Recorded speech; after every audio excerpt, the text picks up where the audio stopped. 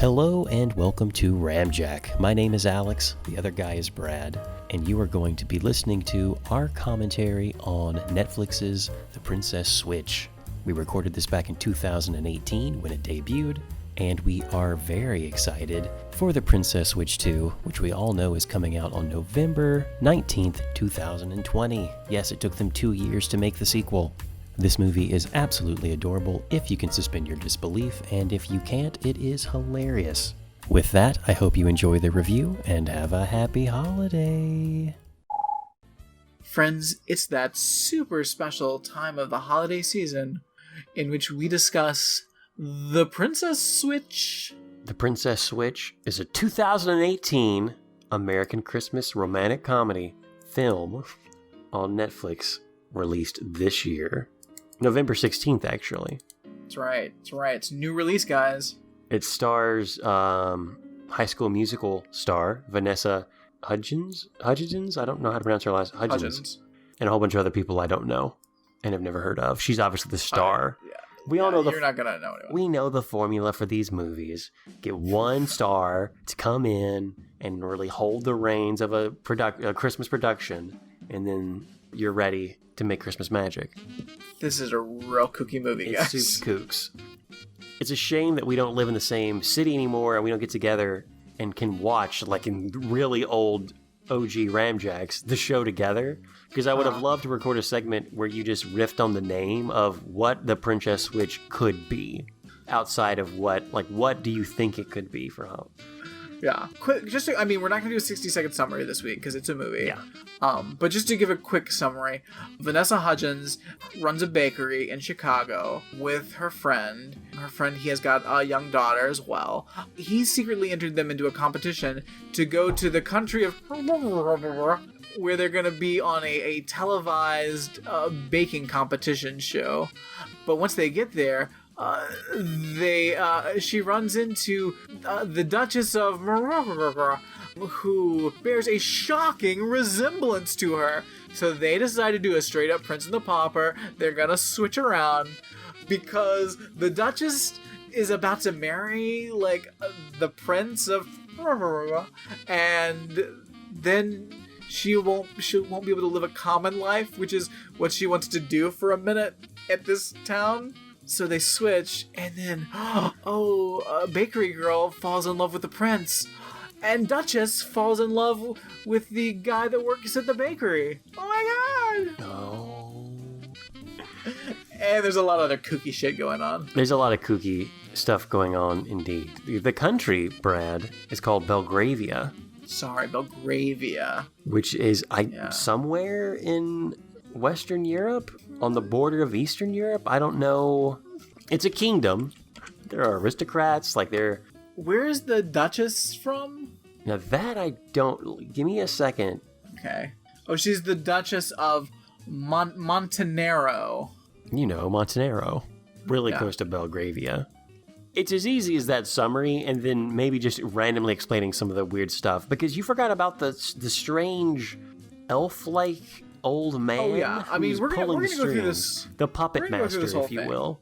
I just want to give everyone that had not seen a trailer for this yet, just an idea of what we're looking at, because it's real crazy. First of all, her bakery is called Stacy's Sweet Treats. Sweet Treats. Sweet Treats. Stacy's Sweet Treats. Not Sweet Treats, Sweet Treats. Stacy's Sweet Treats. Nope. That's terrible. That's awful. No one can say that. Also, and I had an issue when I watched it the first time, so I kept seeing the first minute of this movie. I saw it 4 times before I actually got to watch the movie. This woman, it starts off and this woman comes to the bakery and buys this ridiculously ornate package of cookies, and she's like, "Your bakery is the best kept secret in Chicago." And Vanessa Hudgens is like, "I expect you to help spread the word." This old lady's like, "Ha!" I'm like, "Geesh, this is frightening." What else is she supposed to say to a woman who says that? Because she's trying to drum up business, because this is a business. Also, that doesn't sound great. My business is the best kept secret? Why is it a secret? I have a bakery. Also, I'm apparently, I went to the fucking Cordon Bleu or something. Yeah. We found out later. She went to... Also, I guess I can afford to just fly across the world on a whim. And that's something else that's strange because she never does anything spontaneous. Yeah. Everything has to be planned for her. Which we learn about from her friend, who, by the way, is the sous chef of the bakery. Yeah. The bakery sous chef. Yeah, every bakery has a sous chef. Cool. Brad, this is a different kind of bakery than you're used to. Clearly, it's a bakery with a sous chef. So this guy, is he Paul? No, Paul's the guy who broke her heart. Yeah, he's Kevin. Kevin is goof. Kevin is a straight up goofy dude. He is always smiling and is always like befuddled and like, what? Like surprised. Yeah. He cries at movies at a drop of a hat. I kind of like Kevin, to be honest. It's because you're a Kevin. You're such a Kevin, Alex. Kevin. Did I cry during this movie? No. Well, I did for a second when my mind went back to that pool as Archie Andrews descended into the darkness. Okay. Yeah. Mad Dog was there alone to fight against overwhelming odds. I'm tearing up now. Oh, sorry. I'll stop talking about Mad Dog. I know you'll get those tender, misty tears in your eye. It says a lot about our news cycle, really quick, Brad, that on Wednesday, I saw things Wednesday night and Thursday morning on my news feeds that said, fans are outraged. New Riverdale hasn't aired this week. And it was literally just people on Twitter freak out. It's just tweet after tweet after tweet of people being devastated that there wasn't a new one. And then them explaining, hey guys, the CW told everyone this. Just so you know, it's coming back the next week. This is what happens at the holiday times. But all these kids devastated. I mean, that week I thought there was going to be the flashback episode, but there wasn't. When they took a random-ass week off, I was devastated. But that's random-ass weeks. This is telegraphed. Yeah. We knew. So Kevin has a kid, and he has a daughter named Olivia, and he was married to a woman named Karen, or was married to Karen, didn't work out. Karen's gone. We don't know what happened to Karen. Yeah. But he and Olivia live together, and they're hanging out with Stace. They're living life. Stacy is Olivia's best friend. They have a secret handshake. And Olivia always asks Dad at one point, Kevin, hey, like, what happened with you and Stacy? Like, why didn't you and Stacy ever, like, hook up? Or did you when you were younger? You've been, like, friends since high school. And Kevin, goof as he is, like, what? Stacy? Come on, if it was going to happen, it already happened. And she's, like, my best friend. I could never, like, date her. She's totally not my type. Olivia's like, whatever. I love when, like, Olivia's like, hey, did you tell her yet? And that's when we get the reveal about this fucking baking competition. Kevin's, like, had this invitation to go across the world all day. And, like, I guess wanted to wait until his daughter got out of school so he could, like, tell Stacy about it, which is crazy because A, it's the holidays, B, they run a business. C, this requires going across the world for a few days. They'll have to close the business. The secret is going... They have to close the business. Lip tight sealed. They have to close the business, buy plane tickets. I mean, I don't know if they had to rent that place or if, like, the competition provided it. But they had to figure out their lodgings. Passports is also something I just want to throw out there. Passports. Either Kevin is a mastermind and got all those things done and we saw it off camera, and he's actually like a really cool dude. But I like to think Kevin got distracted by seeing a bird grab a French fry off a plate and fly up into like a tree. It was like, ah! Like he would just see little vignettes of the street life in Chicago as he's walking to work or on the bus and just doesn't, he's like, oh yeah. Seriously. That's how Kevin lives life. Great sous chef. Just a kind of absent-minded normal person, like in everyday life though. And so he like, hey, you know that world famous baking competition in the country of Belgravia, the one that's on TV that we all love to watch every year? Oh yeah, I know about that. Well, guess what? We're in it. How? Like, how did you enter? Like, did he just like send over some cookies or something? How did he get in? Didn't they have to like taste like their baked goods? Was it an essay competition? Please let it have been an essay competition. How do you get invited to a baking competition without, like, the baker knowing about it? I'm telling you on behalf of Stacy DeNovo, who went to the Cordon Bleu. She's interested. Flies to Belgravia. I don't know, because the woman who won last year went to the Cordon Bleu with Stacy. Except, unlike Stacy, she hoarded up. You know, became famous because of that, I guess. It's who you know. Stacy says that she slept with the professors at the Cordon Bleu. What are we talking about? Well, it doesn't matter if she was promiscuous at the Cordon Bleu, because her cooking has won her awards internationally. Yeah, she's like a super famous chef, apparently. Yeah. Why do we need to have this rivalry? Like, there's enough going on in this dumb movie. Like, all the stuff involving the baking competition is some of the sketchiest stuff in this very sketchy movie. And why slut shame her? She was a woman who was having fun at the Cordon Bleu. She was the best chef, just fucking a lot of dudes, having a lot of fun. There's nothing wrong with that, Stace. That's one of the first times I'm like, I don't like Stacy. Yeah, Stacy's a monster. But she's like, well, no, I can't go. It's almost Christmas. We can't close the bakery down. Which, that's a point. Very You probably valid. do very good business around the holidays. It's probably when you do a majority of your business. I mean, you're a bakery with a sous chef, so I Can't be don't cheap. think that's a thing. Can't be cheap. So she's reluctant. Kevin is like, oh shucks, kind of attitude about it. But they'll talk later. Stacy goes, if you go to a coffee, I don't remember what she's doing. So she's walking down the street. Just walking down the street, no objective. And she sees, clearly. And she sees, there's a bell ringer out there collecting change. And he's like, make a Christmas wish. And so she's like, whatever. Throw some change in. And he's like, wishes can come true at Christmas or some such bullshit. I love that in every one of these holidays movies. It's like Love Actually. You know, at Christmas, everyone tells the truth. Fuck off, Love Actually. No. Don't. Wow. So what is this dude? Because he's not Santa Claus. He's not like an elf. Is he like a magician? Like, what is he? I think he's the Great Gazoo. Oh, the Great Gazoo is here. And he chooses Stacy out of all the people who have come up for wishes in the Chicago streets. Which, let me tell you, there's some people in Chicago pretty hurting right now. You telling me not one of them came up with a Christmas wish that was better than what she wanted? And he grants her? She wants to just not be alone for the holidays. She's not going to be alone. Kevin and Olivia are going to be there for her. Ugh, Kevin, gross. He's like a big brother. Ugh. I'm sorry. Brad's expression when he went "bah" was awesome. She immediately sees her ex across the way and she walks to him. Oh, perfect. I guess I'll just get back together with my ex. Yeah, she teases her hair. It's like, this could be the wish come true. Hey, Paul, how's it going? Stacy, right? Stacy? Is that Stacy? Stacy, is that you? Oh, hi. And then Paul's girlfriend comes up.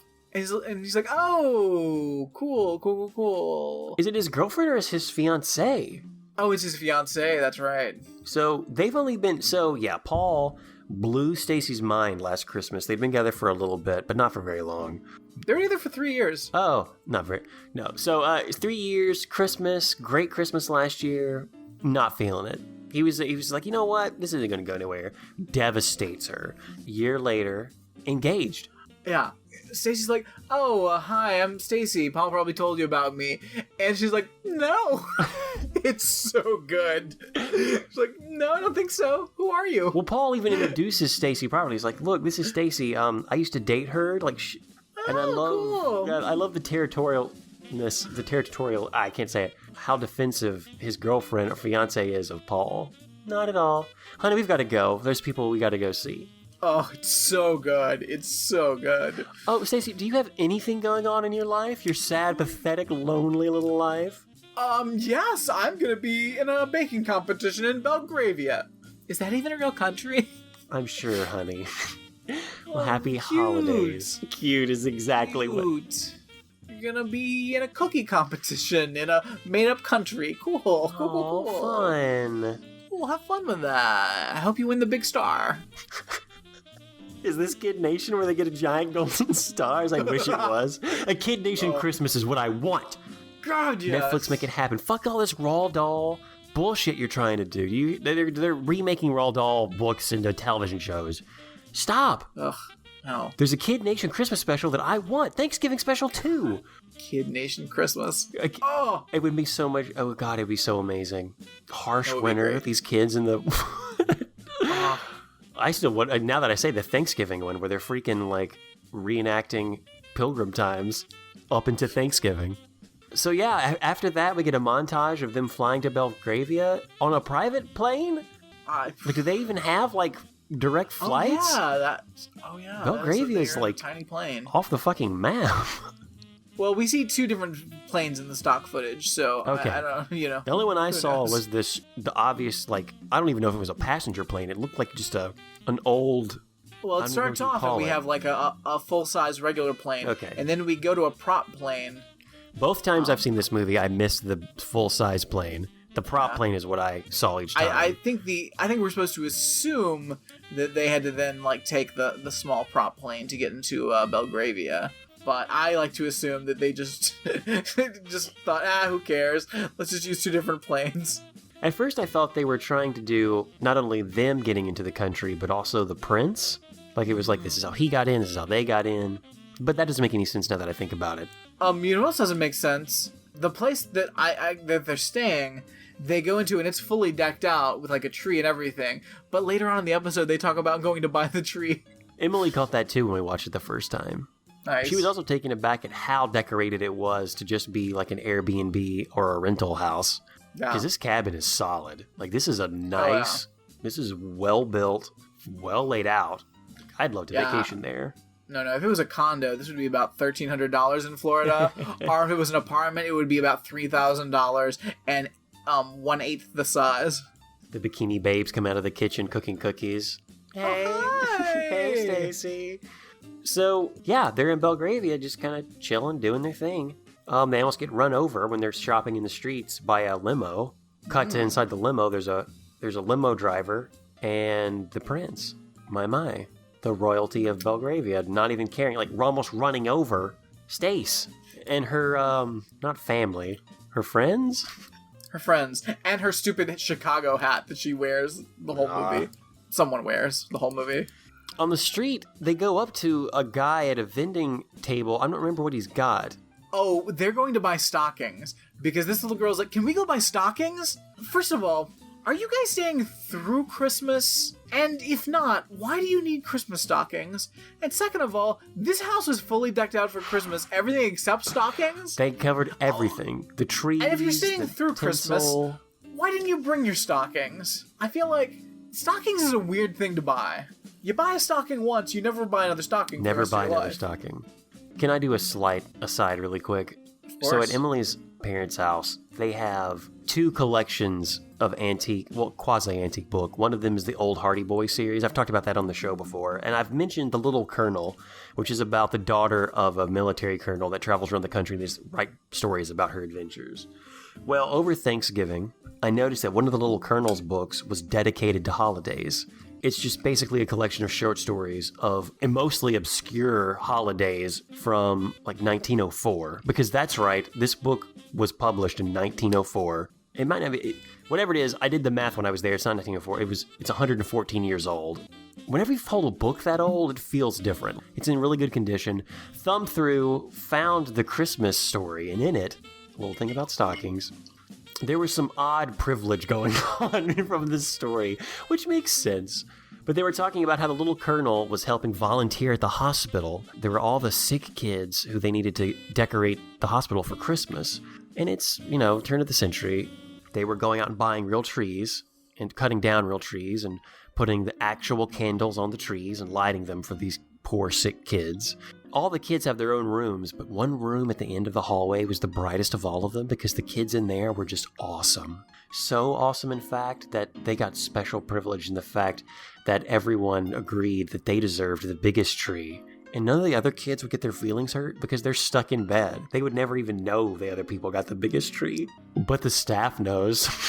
Kind of strange from that. But also there's the whole thing about how the little colonel wants to give her stocking to the kids. Because the kids, some of those sick kids, they may not make it, Brad, to be honest with you. And they want to have a good Christmas, and they don't have their own stockings. So the little colonel's had her stocking ever since she was a baby. And it's like ornate. It's like an awesome stocking. So what her plan is to give the stocking to one of the kids to use on Christmas, like a lender stocking. But she's concerned that Santa Claus might fill it with all of her gifts and the sick kid would get her gifts and she wouldn't get any gifts. So what she does is she writes a note, which is like a paragraph fucking long, pins it on the stocking that says, hey, just so you know, Santa Claus is a lender stocking. So all the gifts you were going to give me, don't put them in this. Just give the gifts you were specifically going to give to the sick child to her and make sure you still give me my gifts. But this note is on the stocking she gave the sick child who's barely alive in the hospital. It's kind of weird. Bizarre. It is bizarre. I didn't finish reading the story because I didn't have time, but that is where it was 2 pages in, and how she felt so proud of herself for doing that for this sick child. Wow. Stocking with some stipulations on it, let's say. Seriously. Did I just make sure that I still get my presents and this sick kid doesn't get my not sick person presents? I don't know what the sick kid wants, but I'm a colonel's daughter and we're rich, so make sure you give me my rich girl presents is basically what it was. Yeah. So I don't know what people are doing. I don't know why Olivia is so hung up on getting stockings. It's very weird. Maybe they celebrate St. Nick's Day. No, because this would be well past that time. It's very bizarre. St. Nick's Day is the Catholic holiday of, like, it's pre-Christmas, before Christmas. You get gifts in a stocking before Christmas. So yeah, at the stocking seller table, the dude looks familiar. It's the guy she saw ringing a bell in Chicago, and Stacy looks at him, does a double take. Wait a minute, do I know you? No, there's no way. No, you look just like the guy I saw in Chicago. And he looks at her and says, now how could I have been in Chicago? She reacts with a smile, but how she didn't say the same way I was in Chicago the same amount of time ago? Yeah. Like, there's a lot of ways you could have been in Chicago just days ago. Yeah. What's up, dude? It's not that hard. Then they've got to hurry up and get to Wembley. Oh. Wembley Studios. Which we keep cutting that outside. Wembley Studios! Do. Got a cooking competition to go for. Well, they've got to go and set up for the cooking competition. And Alex, most of my questions involve this cooking competition. As they should. It's a confusing cooking comp. Because they go and they need to set up for the competition. Yeah. And afterwards, we're going to get to the princess switching. But then they switch places for 2 days. But they're going to switch back in time for the competition. Yeah. What setup are they doing? Because it really seems like she's just checking, all right, yep, here's my mixer. Here's this. All right, I got stuff here. This all looks good. We don't see them making anything. It's not like they're preparing cake layers. I don't know what they're doing. Did they bring their own equipment? It seems like it, but then they clearly not, because he's like, oh, this pan's got a good weight to it. And all the mixers, they're different colors, but they're all the same. I just want to make sure, because I was confused about that part. I thought they were responsible for bringing their own stuff. And at one point they go and buy some things, but it's not for the cooking competition. Yeah, this whole setup, I don't understand what they're setting up. Because they don't do anything at all. They just kind of look to see what's already there. Yeah, I don't know if they're supposed to be, like, practicing with the new equipment so that they get used to the ovens and their times, because ovens are temperamental and no cooking facility is going to be exactly. And that makes more sense than just, like, doing nothing. Well, because especially when we see what they're doing later and the time frame they're doing under, it seems like they should be, like making, like, cake layers is what they should be doing. But can you do that? I thought the whole point of the competition is you make it all from scratch then. And that's the weirdest part of the competition. Because the competition is 5 hours long. Yeah, there's no way they did that in 5 hours. There's no fucking way. Why is there a 5 hour like, that's insane. So, they're doing whatever they're doing. And this is when we run into that cordon bleu slut. Hi, Stacy. I guess I'll let any trash in here. The cordon bleu slut is also very territorial, very like, I won the competition last year, and you're not going to beat me this time, Stacy, with your little Chicago bakery. Okay. And how? This reminds me, by the way, on Thanksgiving when we went to Hado Pado. Oh. On the televisions, one of them was showing the Food Network, and they were showing a Christmas cookie competition show. There were some real bad looking cookies there. Like, how did you guys get into this competition? Because your cookie looks like garbage. Isn't there a show that's a cooking competition called Nailed It? Where people who aren't chefs try to make something that a chef makes and it's always horrible? Oh, That sounds good. Oh yeah, I've only seen previews for it, or maybe watched half an episode, and what I watched was solid. It was like, oh okay, yeah. This one guy's whole thing was like, I make all vegan cookies. My wife's vegan, so I make all vegan. Everything I cook is vegan. It's cool, like, you're making vegan treats and all. If you're in a competition, like, that's a danger. Yeah. Like, maybe you do well on the purely on the novelty that your stuff is vegan, but I don't know. As someone who loves novelty things, it would have to be a very strong emotional novelty to win if the cookie doesn't taste good. That's all presentation. There's no substance there. Yeah. I have other questions about this competition. The woman who's judging it, I don't know who she is. And they don't really mention it. They just, like, you see her as a judge. She has, like, her mother there, or, like, another older woman. I think there's a couple of judges, I think. Okay. If I remember. Well, only the one lady talks, I think. Because she was talking about how the cake... Later, she talks about... Oh, yeah. Well, I think that's just the only one we're seeing. But no, it looks like there's, like, 3 judges up there. 3 judges, only one of them has a speaking part. Yeah. Netflix, give these people something. I don't care, just give them something to say. They're actors, treat them more than just like a puppet. Come on, give them a line or two. It's very strange. So, that cordon bleu slut spills coffee all over Stacy's apron. And Stacy's like, oh, I gotta go clean my apron. First of all, it's an apron. That's the apron, it's doing its job. Yeah. But, like, why are you so freaked out about cleaning your apron? You don't need a clean apron to make food. Like, defeats the purpose of the apron.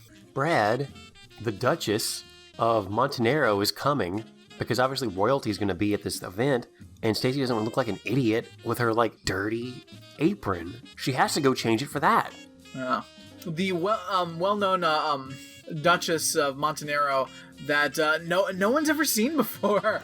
A mysterious Duchess.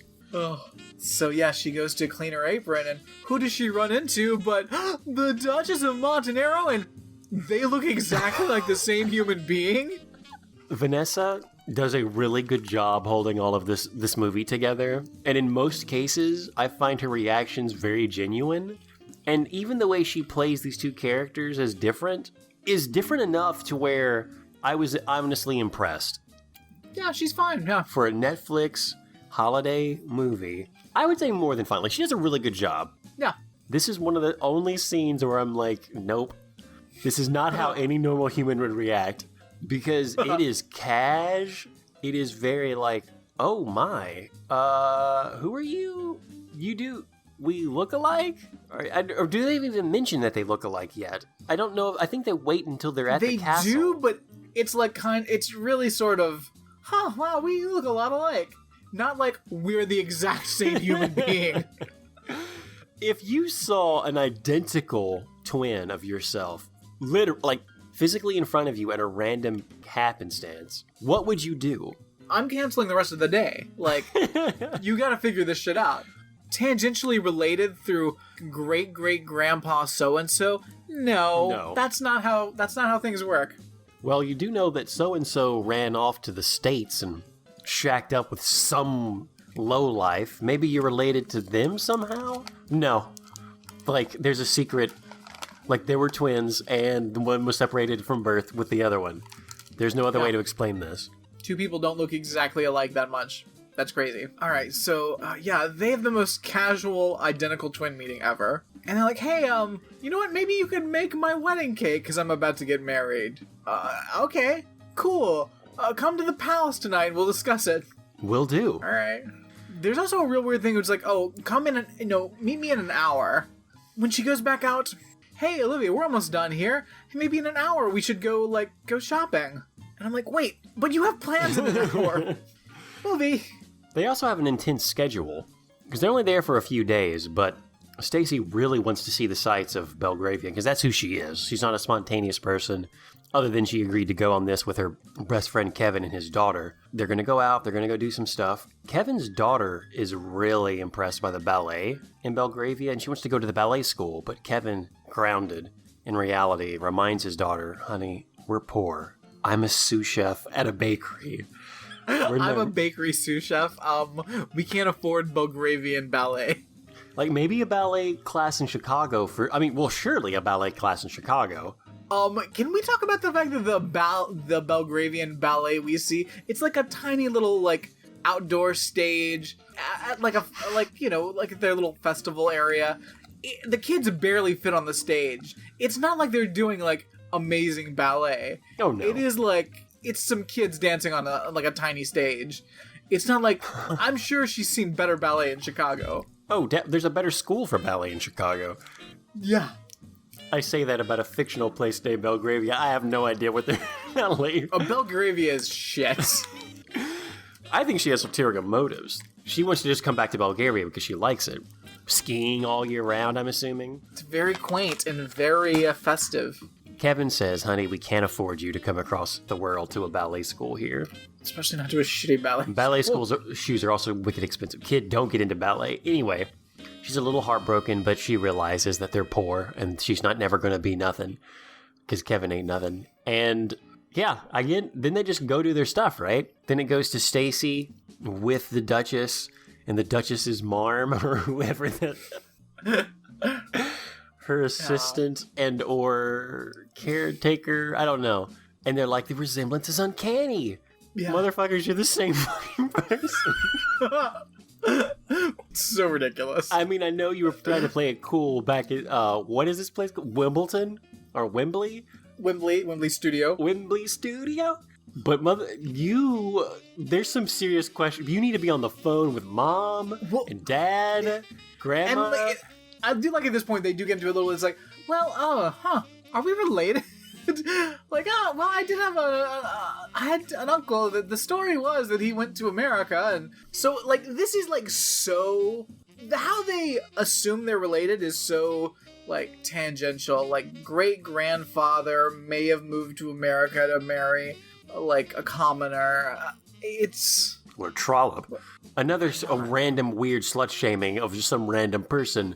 But no, you are sisters. You are like blood related. Your closest genetic relative on the planet is in the same room with you, and you used to be in the same womb together. There's no other explanation. What if great grandpa had an identical twin that went to the United States, and then he met a woman that also happened to be the identical twin of a woman from wherever the hell she's from, Montenegro, and they just kept like basically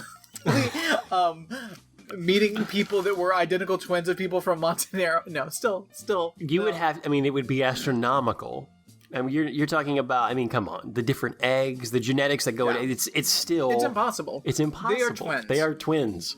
They're twins. They held hands as they were torn apart on their. Who knows when they were separate? I don't know, but they're twins.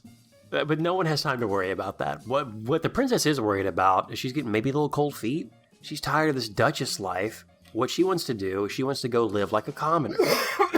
As much as a person who runs a very successful secret bakery and can afford to fly across the world to go to a baking competition is a commoner.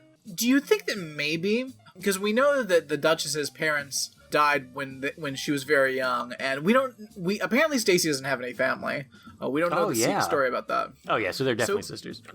Do you think maybe that it was a situation where like they were gonna force one of them to sign their name in the Devil's Black Book, and so that they had to hide one in America? Yeah, I bet that's exactly what happened. Definitely what happened. I can't wait for that Christmas special. It's gonna be great. Are we gonna cover that on the show? We'll at least talk about it. I don't know if it's like the main headline. Yeah. So guess what? Princess Switch. Or Duchess Switch, really, but yeah. Unless the Switch is about the Devil's Black Book switcheroo Brad just mentioned, and it's like a more of a meta title. Anyway, so they switch up. They tell each other about their lives, what they need to worry about, and look, the prince is going to be here to like check up on you, but he's got affairs of state. He's not going to be around, so you can stay low key. He's going to be in Spain for 2 days, so you're good.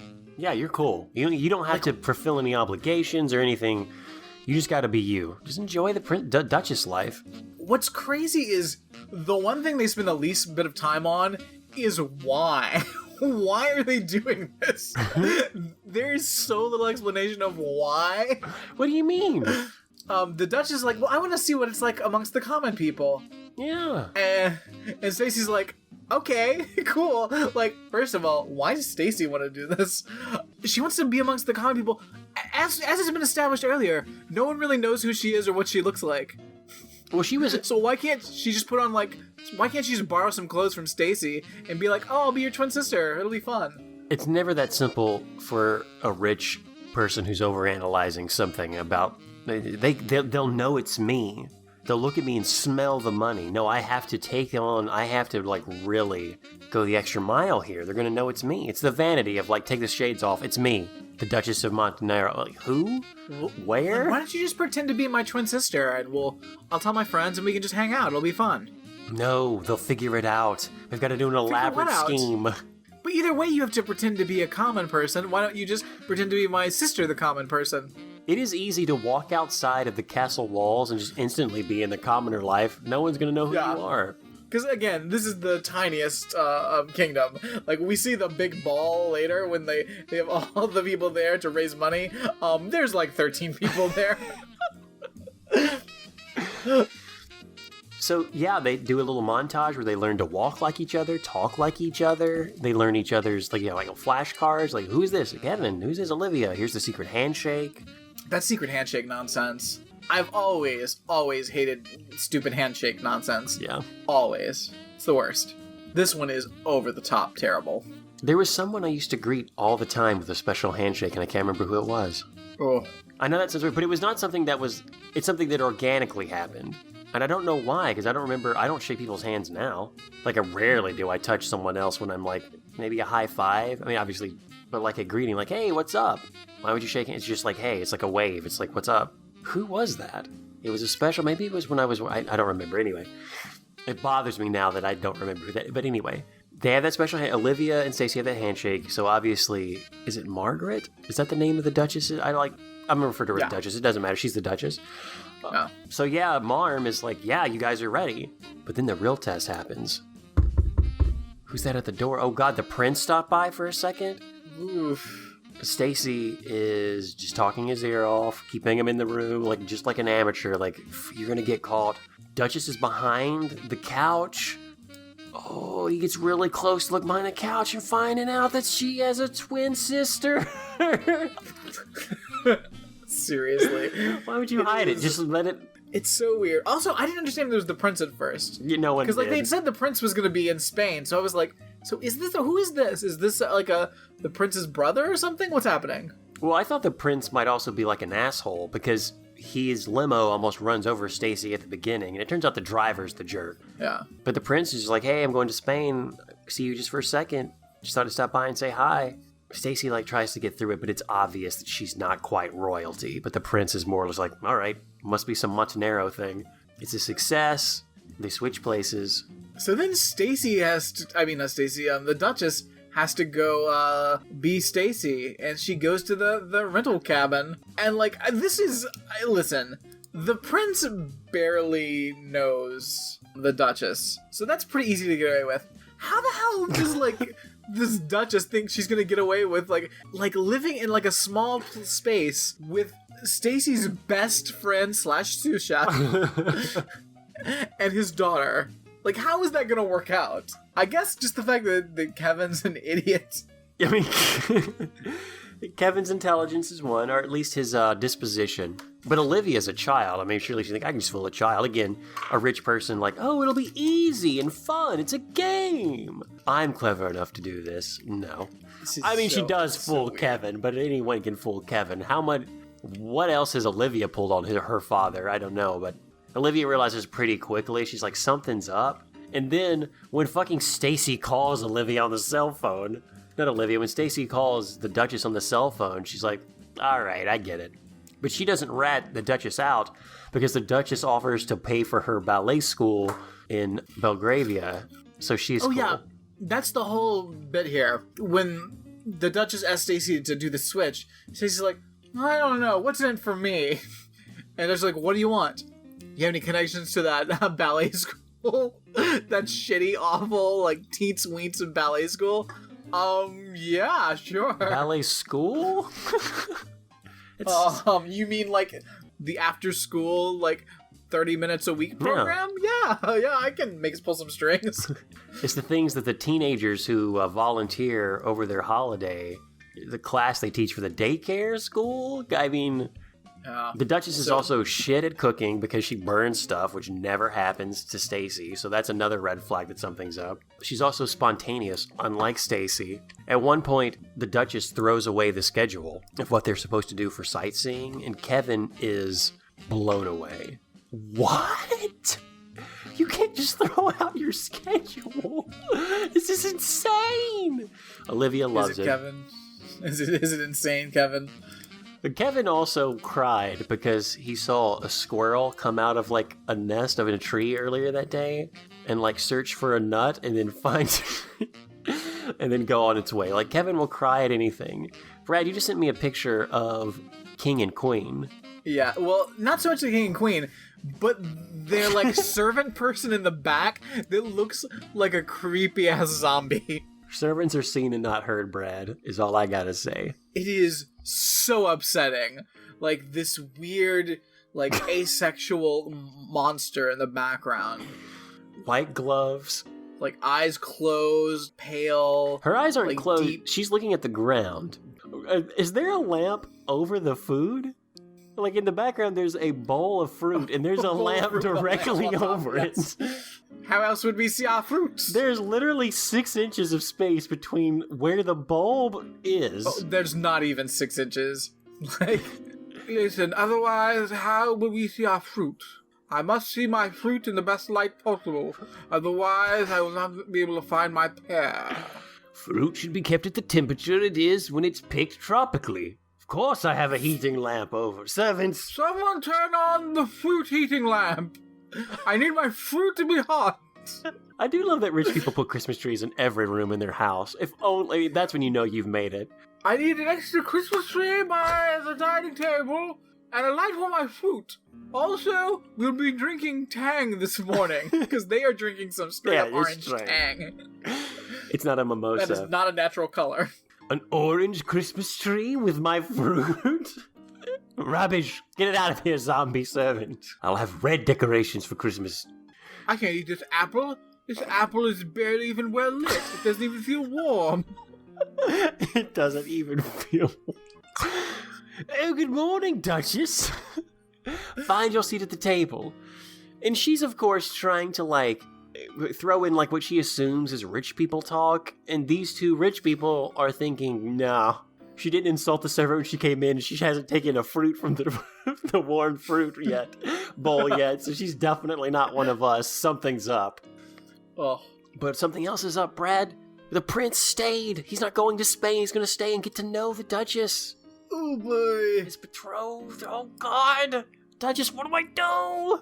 So again, we find out that this is kind of like a sort of almost an arranged marriage sort of situation. Because, there's royalty and all that bullshit. So she's only met the prince like twice before this. Now, I understand he was going to be away. But don't you think it would be important to spend time with the king and queen? Of course. Planning the wedding, which obviously the Duchess doesn't really care about because she thinks of this pauper life. She must have lived that sweet sous chef life. I'm a commoner. I'm with a man who's a sous chef at a bakery. How peculiarly common. No, not really. The Queen Caroline, asks Stacy some questions about the wedding, and there's like an allergy in the family, and of course she knows nothing about it. She just makes something up.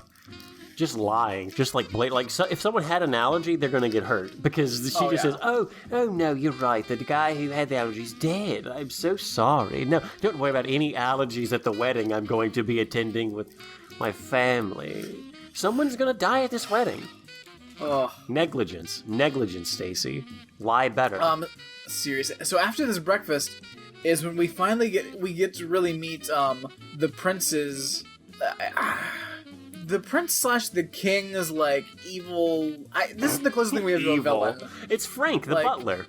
Frank, I couldn't think of his name earlier. Yeah, butler guy. He's very strange, very very rat-like.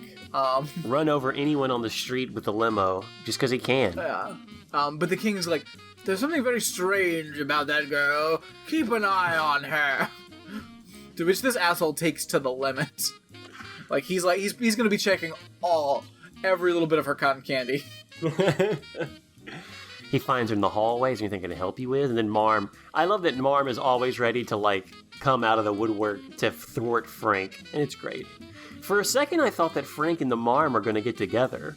Like, No, I did too. like his Definitely. his weaselly heart was going to be melted by Marm, and maybe in the sequel they do. Princess is switched, where they get to the bottom of why they were switched and how that works, and I guess the harsh realities of ballet class for Olivia.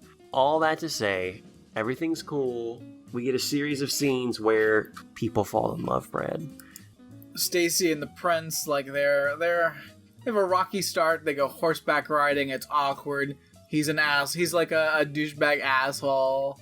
But Stacy's getting way too like, this is not your life. But she's all like, well, I think I should be able to have opinions on state too. Well, you're not. You're not her. But first of all, Yeah, it's... And the prince says, well, I'm going to take care of this while you're planning the wedding, which is sexist, but she's like, oh, yeah, again, who knows the ramifications. Someone will die from an allergy, and the future princess will have to be involved in state whether she wants to or not. But I do love how she's like, you know what, good day. He's like, what? Well, it's cool if you have opinions. It's like, no, I said good day, prince. Gets on the horse and rides off. Can't ride a horse really well. But she slowly wins his heart. Meanwhile, Duchess and dumbass Kevin are like falling in love in the snowball fight. Kevin's facial expressions during all this, his bewilderment of this happy, just always a smile, confused. Also, there's apparently a fundraiser thing that they have to do, or is the ball before the fundraiser? Well, the ball is the fundraiser. Oh. And then they go to the hospital, not the hospital, but the orphanage The after shelter, yeah. I want to say about the ball, both the prince and the king are wearing Dracula medals, which leads me to believe that this is a straight-up vampire family. This is actually a sequel to the Castlevania animated series that Netflix has been running. We just didn't know it, which does explain why the sisters look the same. You were right about the Devil's Black Book. Definitely. A lot of Dracula medals rolling around. There's like a piano duet they have to do, because apparently... Go ahead. The Duchess is really good at piano, and the king is trying to get her, like, trip her up. Like, you know what? You're good at piano. Why don't you play a tune? And the queen is also kind of suspect at this point. She's like, yeah, go on the piano. Give us a little recital. And Stacy says, no, I don't want to do it, blah, blah, I just can't, And the prince comes in and says, look, how about we do one together? I think he suspects that she's been lying a lot because she can't do horseback riding, which she said she could. Right. Because she's a different person. But he sits down and basically tells her how to play the piano. But if it was her, he just mansplained how to play piano to her, which is... Yeah. infuriating. And the other thing is, they're barely playing a piano as well.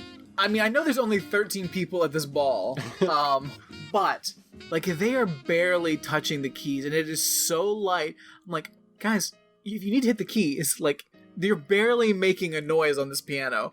No one 3 feet away can hear this piano. Brad. That's how lightly they're hitting these keys. Brad, this is a grand piano. A light touch is going to have that thing reverberating. I guess. I haven't touched a grand piano. I've only seen seemingly babies. Not, because it is the light. It is, like, I don't know how, like, it's like they're going out of their way to barely touch the keys. That's how light the sound coming out of this piano is. What are they? It's insane. What are they playing? I can't remember. It's not Heart and Soul. Is it Carol of the Bells? Oh yeah, okay. Dun, dun, dun, dun, dun, dun, dun, dun. And he's like dancing around her hand because she's just doing the same thing over and over again, which is fine. And everyone applauds this shitty piano recital. They love it. I mean, they barely heard it, so I don't know.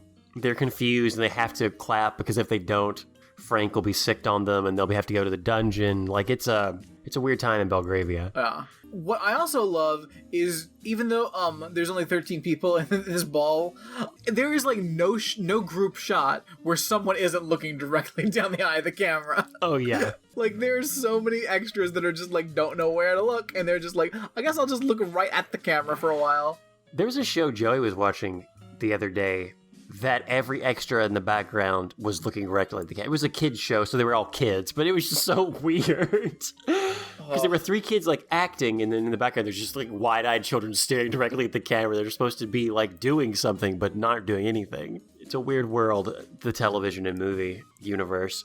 So this fundraiser raises money for the orphanage that they go and visit. The royal family goes and visits and gives like the royal donation. And at this time they go, Stacy asks the prince, why the fuck aren't we doing more? Because we're like rich. We're the reigning monarchs. And all you're doing is giving a piddly donation? Well, because like at the ball, Stacy asks like the king and queen's like, hey, so how many people are even at this shelter that we're raising money for? And they're like, well, we don't know that sort of nonsense. Fuck that. I don't care. It's like, oh, I didn't mean to offend you. So then they go and they read to the kids. And then as they're leaving, they're like, what kind of Christmas are these kids gonna have? And the one around the place is like, listen, this is an orphanage. The money like from like that you guys raised was great and all, but we use that to feed the children and to keep a roof over their head. We don't have extra money for Christmas presents. Sorry, we can't afford a Christmas tree. We're feeding the children, you know, these children that need to be fed. That's kind of our priority right now. Is she a volunteer, or is she taking a hefty sum from this donation to fund her salary? Now, Brad, they always manage to find a little something for the kids, but very little. Soup's little. Thin margins for this orphanage. You two are going to be sharing a fidget spinner. Yay! Yeah, So Stacy says, look, let's just do something rich people should do and just really trick out Christmas for these kids. Yeah. Frank complaining. He's like, that's not what rich people do. Duchess, what is wrong? Like, you must be like a different person because no rich person would ever suggest that. But the prince is warming up to fake Duchess / Stacy and saying, you know what? Let's do this. So they go Christmas shopping. They go Christmas shopping. She's baking Christmas cookies for the kids. They're wrapping presents. They go to the toy store. And this scene is so weird. Because the Duchess and Kevin and Olivia are about to roll up into this toy store randomly. Well, I don't remember why they're there. They're just out roaming around, checking out the city, and then Olivia's like, hey, a toy store. Can I go there? And the Duchess is like, oh, I've never been in a toy store. I mean, I've never been in a toy store in Belgravia. There's a lot of moments where she'll say something, I've never been in a snowball fight, or I've never been to a toy store. She doesn't say it in an accent, but she tries to say it in a normal American accent, and Kevin is always the same reaction. What? Of course you've been to a toy store, silly. We're best friends since high school. You are acting weird, but I like it. So weird. It's weird. Marm does something to make sure that Frank doesn't alert anyone that the Duchess and Stacy are in the same building together. And then weird magic man appears out of nowhere and gets people to help him with his car, which begs the question, it's like stranded or something, or like needs to be towed. Yeah, he says his car's stuck and he needs somebody to help give him a push. So he stuck a car and then came in and did this knowing that this would happen. Like, who is this guy? Is he God? Is he? He's the Great Gazoo. He's the Great Gazoo. Anyway, they don't see each other. There's also a bit in this when they're in the toy store where her and the prince like play Twister in the store. You've never played Twister, Prince? Spin that dial. Let me show you some moves. Take off your shoes. Take off your shoes. We're playing Twister right now. Stacy, are you okay? Stacy's wearing a really short skirt, and it gets awkward at this point. I mean, Twister is awkward to begin with. That's the idea of the game. Yeah.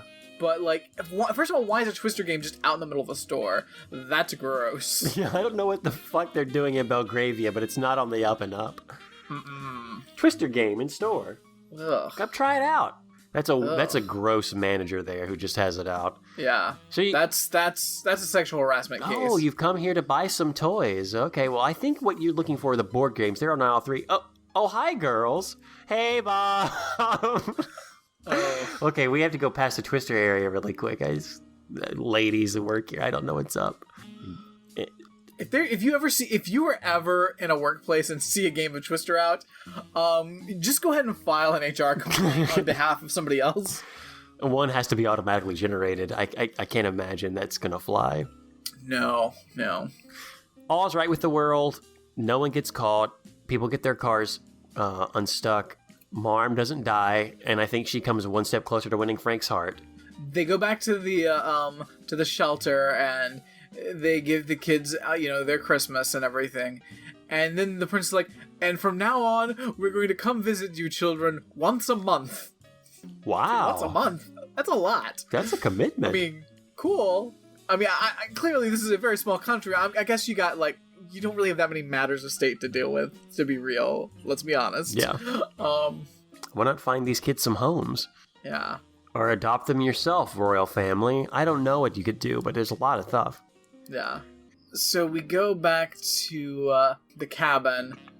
Duchess is like, she's like, hey, Olivia, I'm going to tuck you into bed. And Olivia's like, hey, why don't you marry my dad?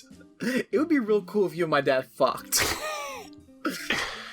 I mean, Stacey's cool and all. Stacey's my good friend. But I think, you should be my mom. Yeah. Person that I just met. I just feel like maybe you should kill Stacey and take her life. Look, I've thought about it. It wouldn't be hard. I got this knife while we were in town. This old man gave me a knife. This old man gave me a shiv and said, Christmas wishes do come true. I mean, we can do this, new mom. Let's do it. I mean, Stacey, wink, wink. No one has to know. But there is some... Let me tell you, when you're trying to do an old princess switch con, the thing you don't think about is getting caught in the love part of it. The Duchess becomes smitten with Kevin, who is ripped, by the way. At one point, they're talking. The two twins are talking on the phone about their respective lives and how they're going to have to go back to their lives in a few days. And they're talking about the men in their lives. And the Duchess says, "Have you seen Kevin with his shirt off?" To which Stacey's like, "Ew, Kevin? Gross." Kevin is ripped. He is ready to fight Archie in that fucking drained swimming pool. Oh, Alex, watch your eyes. You're gonna get teary. It's all right, buddy. It's all right. But Kevin's just like, "Hey, have you seen my toothbrush?" I don't remember what he says. Or you want to watch a movie? I love when Kevin's like, "Hey, I forgot toothpaste. Can I use yours?" Sure. Where is it? It's right there. Thanks. Verbatim. That is how he delivers that. What? It is weird. Kevin is always... Kevin thinks he's constantly in a Gap commercial. Oh, yeah. Well, this is when not only is he a sous chef, but he goes to the gym twice a day. There's no way he's that ripped without it, or he's using steroids. Anyway, they both realize they're falling in love with each other's, dude. They know that this can't happen. Weird stuff happens after this. The Duchess knows this is the last night she's going to have with Kevin, so Kevin's like, "What do you want to do? Olivia's asleep." And the Duchess says, "Well, let's watch a show on Netflix, or let's watch a show. The one with Santa Claus." And he says, "Stacey, all Christmas movies have Santa Claus in them. You're acting weird." I love it, though. I really love it.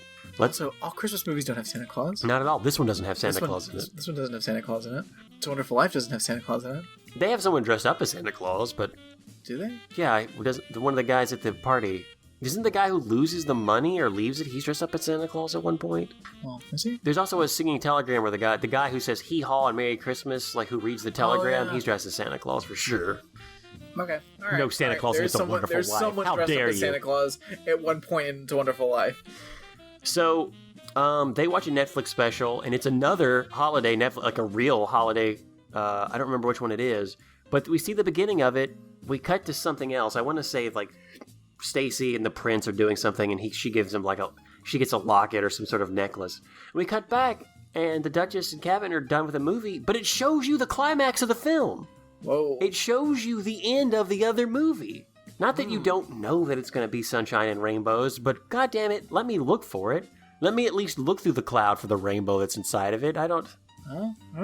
Happens. This is pretty heated on the nets, by the way. Some people are mad that this is happening. So then, Kevin says, "Stacey, I'm down for this. I know it never really happened after Paul and after I was with my wife, but there's something about these last few days. You are a different person, and I like you. I'm turned on. Before, gross. You're like a sister to me, but now I'm you're like the sister, but not? I'm not really good with words. That's why I smile a lot. Very strange. Are you in this for the love of Kevin?" To which she says, I can't, Kevin. No, they kiss. Oh, they kiss. And then she's like, "Can we just pretend this never happened?" God damn. Fuck. Oh, Kevin is gutted. But he's so confused that I don't know if it really resonates with him emotionally. But No, but it is hilarious. it is really funny. Can we just pretend this never happened? Even the way she delivers the line. Both times I watched this movie, I laughed at this point. So good. It's so good. But then they have to go back and switch. So I would love to know how she gets out of that cabin to make that happen, because we see them like they're back at the castle now. And who's that? It's old creepy weaselly what's his name? Frank? Mm-hmm. He's spying through the window and taking photos of both of these women. And by taking photos, because we see the photos later, they just look like headshots. Headshots through a window. They are very photogenic, these twins. Incredibly. But he's outside on like a rampart, like taking these pictures, or like a balcony, and he falls off the balcony into the snow, but he still gets the shot. Yeah, that fall was a real comic relief fall, but like I thought it was going to be a situation or something like he's knocked out and like he wakes up in the hospital and thought the last minute and like mucks everything up, but like it doesn't mean anything. Like I don't even know why they did that at all. It's not funny. Yeah. So Princess Switch, they both lament, we're not going to marry the men that we love. We're slaves to duty and whatever the fuck. So then Frank, as the picture develops, going to give them to the king the next day because everything's going on the way it is. But the queen intercepts. She gets the pictures, realizes what's going on, and then she says, I'm going to meddle, as I should. I'm going to get the Duchess and my son to that freaking, I almost said cook-off, but it's not, the baking competition, because that's where Stacy is, the real daughter-in-law I want. The one that breathes life back into this aging monarchy. Also, of course, she has like a run-in with like the little man. Also, I love the scene when it's like the next morning. Olivia comes downstairs and Stacy's like making pancakes, and Olivia's like, "So is it you again?" "Yeah, it's me." Fuck. Thought we were gonna kill you.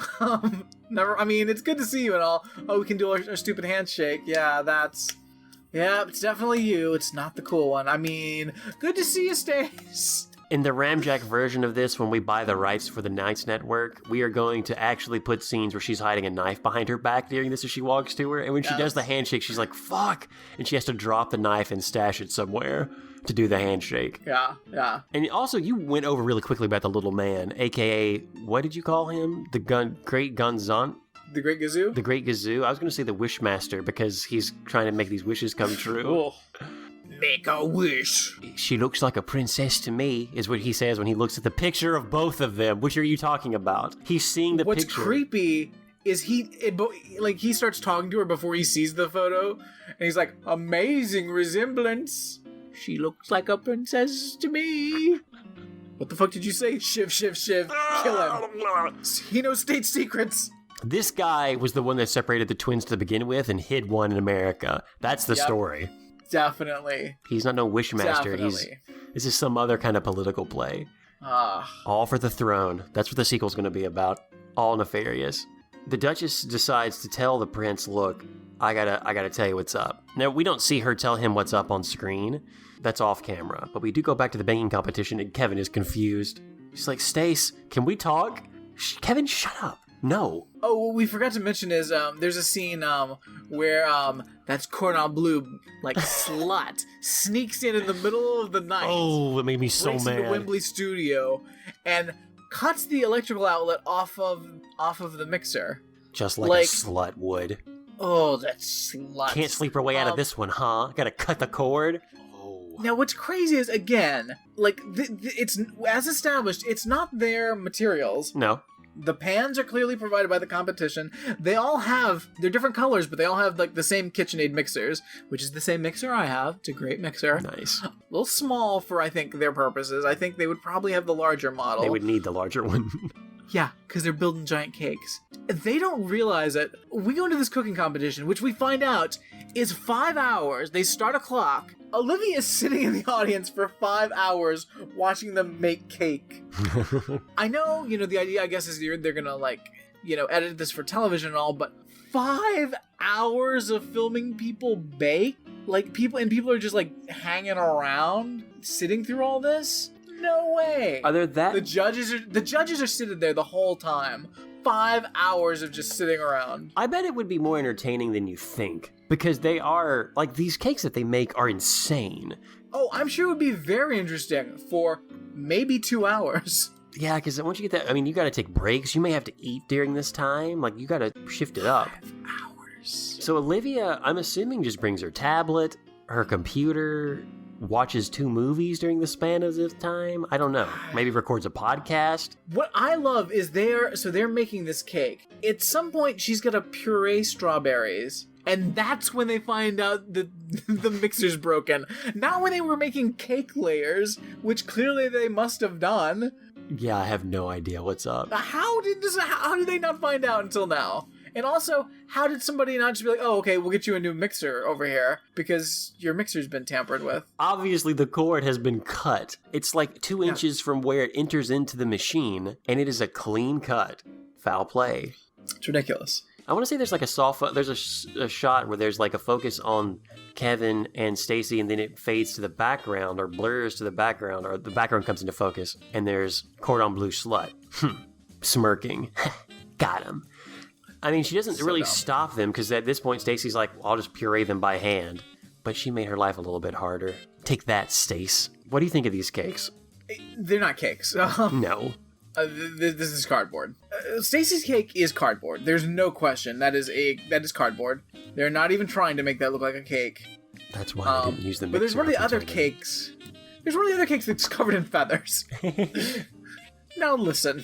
There's a lot of when you're making an ornamental cake, there's a lot of items that aren't edible, and that's fine. There's cardboard, there's wooden dowels, there's all kinds of support features, but feathers will get into the cake and make the cake inedible. Yeah, you can't eat feathers. No, there's a cake that's just covered in it looks like it's covered in feather boas.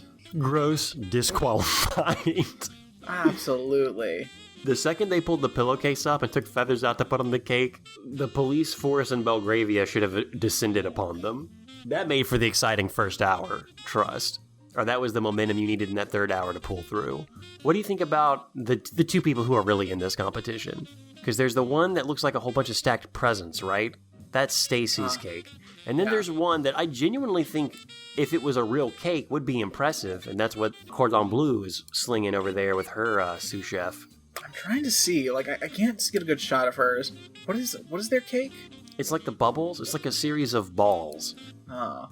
Again, if it was a real cake, impressive, because I'm not sure how you would mold cake into that.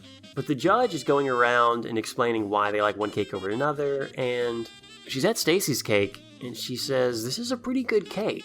It's a little lackluster in this one part right here. I expected the flavor to be better. If you were able to... No, she says, I expected the puree to be a little more even. So dumb. The one thing that's wrong with her cake is the sabotage thing. I would have given anything if she said that and then looked over at the mixer that they had obviously been cut, and then looks back at her and goes because that means that's this kind of judge, just a horrible person. Long story short, they win. Yeah. They win. Germans come in third. Cordon Bleu bitch. Slut comes in second. Yeah, that's what you get. Stacy's on top. Winner. And who's gonna present the award? Oh, but the prince and his soon-to-be bride, the Duchess of Marlborough. Oh, we gotta get out of here, Kevin. What? No, we're meeting. Kevin, I love. She's like, Kevin, who needs awards? Let's just go. You were on television. You've been on television for 5 hours. That's what this whole trip. You paid money on a plane to get here. The jig is up. Yeah, just go with it. Just deal with it. Gasps from everyone in the room. I love that they just leave for a few minutes and have a little chat in the hallway. Yeah. There's still television cameras running. Well, it's not live. Surely it's not live. I think it's live. Jeez. This is Belgravia's biggest event. It's the 54th annual baking competition. 54 years of Christmas baking? That's a big deal. International. In a tiny country. Oh, yeah. Would you watch a dog show for 5 hours? Hell yes. Different show. In a second. Well, because I feel like the dog show already seems to be really condensed. Because it's only 2 hours, but they're rushing through. You don't even get to see all the dogs go through. There's not even time for like John O'Hurley to do his weird poems anymore. Well, that's stupid. Like I know. I agree. I think it should be 5 hours. Purina, what are you doing? That's craziness. So yeah, they have a talk about it. Hey, Kevin, it's me, the Duchess, not Stacy. Kevin does not get this. Kevin does not understand at all. But that's Stacy. I feel like they have to explain it to him 3 times. But that's Stacy and that's Stacy over there. Yes, Kevin, we're twins, are like distant related. But no, that's Stacy. But then there's another lady over there in different clothes. That's also Stacy. Dad. So, which one am I in love with? Oh boy. I love that the prince has to step in on the 3rd time. Look, Kevin, I know it's hard to understand. No, it's not. Kevin, if anything, buddy. We'll chalk this up to you just won a major international award and are just, like, dazed. You also have been on your feet for 5 hours cooking. We'll give you this one. Dude, the Duchess wants to marry you, silly. Or date you. I don't know if she's committed yet. Does that mean I'm Dutch now? No, Kevin. Kevin, first off, this is Belgravia, not the Netherlands? Is that Dutch? Wait. Yeah. And second, just chill. The Duchess chose you. And guess who I chose? The prince says as he essentially kind of proposes to Stacey. They go back out. Stacy is trying to get away from this. She's like, nah, I gotta go. And she runs back out to the audience, out back to the where they're filming. And there's still an audience seated and camera's still going. And to have the last beat. I'm like, so you're trying to get away from, okay. Let me just run back to the place where I'm being filmed. That'll be more private. Yeah. And then the prince is like, hey, how about in a year from now we get married? Which I am glad they said there was going to be a year and they didn't just like do the immediate, like, oh, well, I've already got a wedding planned. Yeah. I mean, they're rich. They don't have to worry about any of that stuff. And plus, they're monarchs. They can literally do whatever the fuck they want, I'm guessing. So, yeah, she says, yeah, let's get to know each other over the year. I'm open to this. Everyone's happy. You know who's really happy? Olivia. So then we fast forward to the next year when they're getting married. And, yeah, everyone's still together. Kevin still looks confused. Like, Kevin, I don't know if it's still settled in even a year later of like, but Stacy's up there and she's here? Poor Kevin, he'll never get it. All these fucking orphans are at the wedding, too.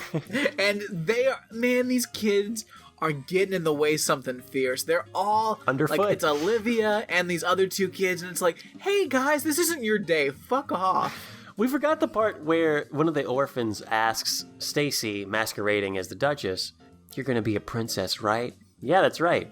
Can I be a princess one day? Well, anyone can be a princess in their heart. And then at the end, the orphan says, you did, Stacy. You're a princess. And then Stacy's like, yep. But then, like, there's a moment, I guess, in the audience where the Wishmaster / I don't know why, I forget what did you call him? The Great Gazoo? The Great Gazoo? For a second, I thought my mind went to the Montenegro, but that doesn't make any sense at all. No. That's where the Duchess is from. Yeah. The Great Gazoo kind of nods to it like, yep, I did it. I'm one step closer to the throne because I'm going to be made advisor. I'm going to kill Frank. Then I'm going to kill the king. Then I'm going to teach that Fred Flintstone a lesson. And that's pretty much the end of the movie. Everything's happy. No, my favorite thing is, she throws the bouquet, and of course the Duchess catches it. And then Kevin's like, hey, maybe you should hold on to that till New Year's. Oh my god, Kevin, you just gave away you're going to propose on New Year's. You idiot.